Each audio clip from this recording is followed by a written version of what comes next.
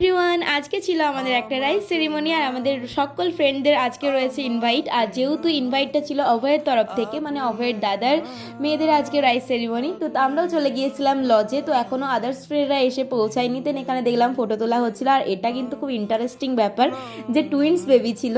অনেক অনেক মজা করেছি আমরা এটার জন্য, দুটোকে নিয়ে ফটো তোলা অনেক ভালো লাগছিল। এ দেখো কি সুন্দর কিউট কিউট পুচকুগুলো।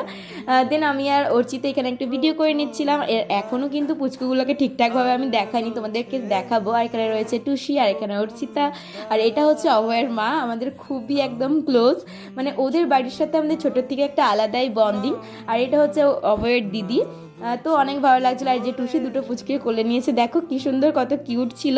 আর এখানে তো আমরা অনেক মজা করছিলাম, দাঁড়িয়ে দাঁড়িয়ে সব গল্প করছিলাম, হাসি ঠাট্টা। তখনও আমাদের বন্ধুগুলো এসে পৌঁছায়নি। আর এখানে কয়েকটা দিদি ছিল, একটা বোন ছিল। দেন এখানে ছিল এটা জিজু, মানে অনেক মজার এই জিজুটা, মানে কি বলবো। দেন এখানে বৌদিয়ারা সব খেতে বসে গিয়েছিল।